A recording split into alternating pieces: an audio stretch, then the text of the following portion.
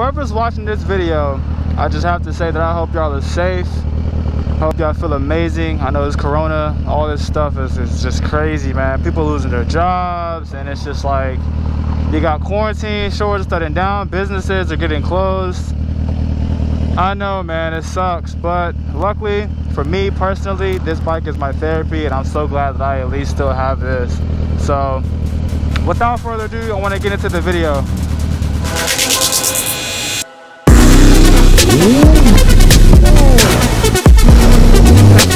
Yes, sir.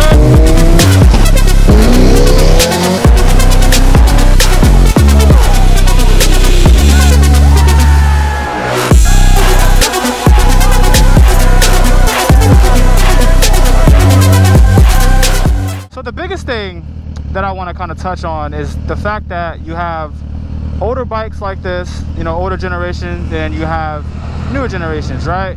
And the difference with some, you know, brands, it's just crazy. So you got BMW, right, which has been, you know, pretty high in horsepower numbers and torque, stuff like that. They've been pretty dope. Kawasaki, same thing. Their horsepower numbers have been high, you know. BMW and Kawasaki have been just always on the high scale when it comes to peak horsepower. So is this bike still considered to be fast? That's kind of what I want to touch on. This is the 2013 Gsxr 1000. Some people may know it as the L3 Gsxr 1000. This generation does not have the Gsxr R at the end of it, or whatever you call it. It's like another R somewhere. This generation does not have that. This is just the Gsxr 1000 basically. Now, believe it or not, this bike makes 165 peak horsepower.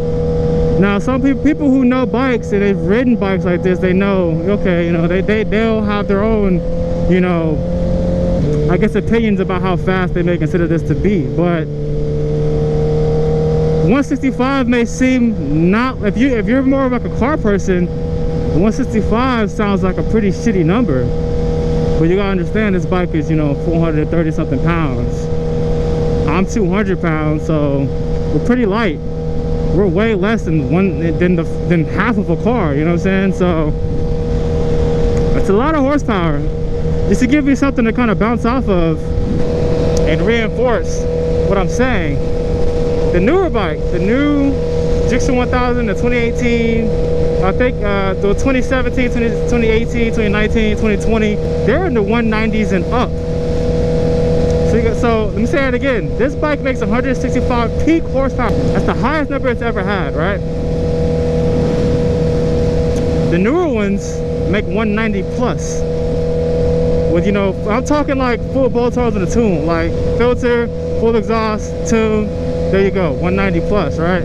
So some people think that that's not much, you know. Some people think that that's, man, whatever, not a lot of horsepower, right? Which, you know, it's kind of true. Doesn't sound like a lot, especially when you got the Gsxrs that are making 200 at the wheel. The new BMW making 200 at the wheel. You know what I mean? Like at the wheel, at one wheel, you're making 200. And still, those bikes are the same weight as this. You know what I mean? And they're a lot newer. So when you think about how much power those bikes are making, and then you say, oh, well, how much is, you know, how much power does your bike make? And I tell you 165, you're gonna be like, oh, your shit's slow, right? That's what it sounds like. But the point I want to make here is that those bikes are insanely fast. Insanely fast. Seriously. If you have, you know, obviously it comes down to rider and just weight, things like that. There's a lot of factors that play into being the fastest person on a bike in a straight line, highway racing and stuff like that, right? There's a lot that goes into it, right? Man, the wind is blowing hard. It's like blowing me to the right, man. I mean, shit sucks. So if you were to try to race a bike like that in a car, right, I would say with a good rider and a good driver, I would say for your car, you need rear-wheel drive. You need at least 1200 horsepower, at least.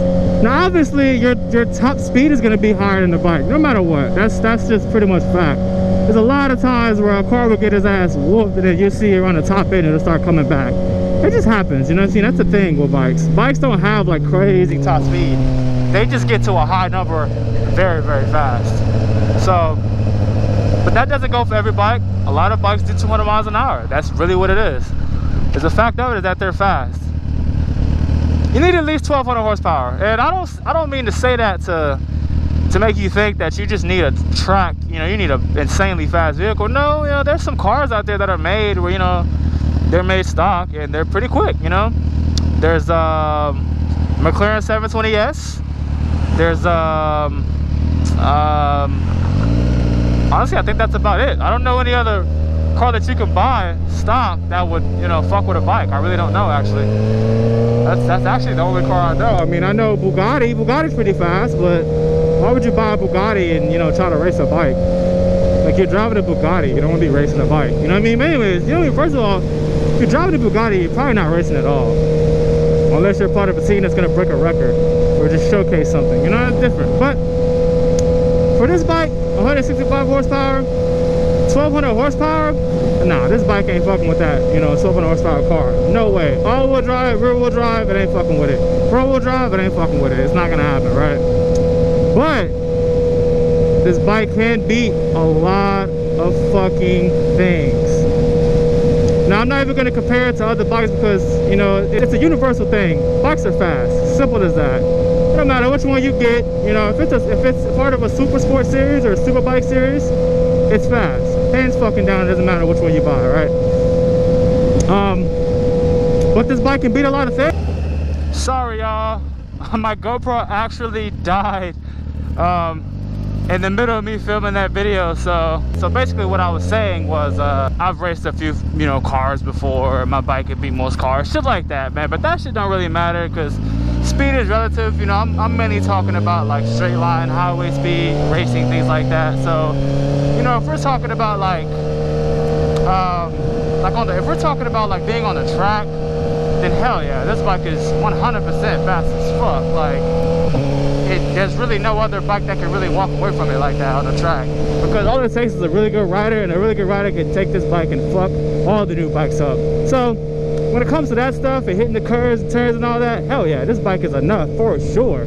But when it comes to straight line speed, this bike is still fast. It's just not as fast as the newer ones. I really want people to understand, and I really want people to understand, you know, that it's not as big of a margin as you think, you know what I mean? And a lot of people, you know, they say, oh, you know, I wanna get a 1000, but I don't know which one I should get because, you know, my friend has a 2019 Gsxr, or my friend has a, you know what I'm saying, a 2019 V4 Ducati V4R S1000 or whatever, and they're like, oh, I don't know, man, blah blah blah blah. I don't really know speed like that, so I ain't gonna lie to you, bro. Yeah, those bikes are fast as shit. They make tons of horsepower, but don't underestimate this. Do not underestimate 165 horsepower on a motorcycle. Don't underestimate that, seriously. I know. All right, back to the video. So I don't want to further my opinion on how I feel like this bike is still fast enough, because of course I'm biased.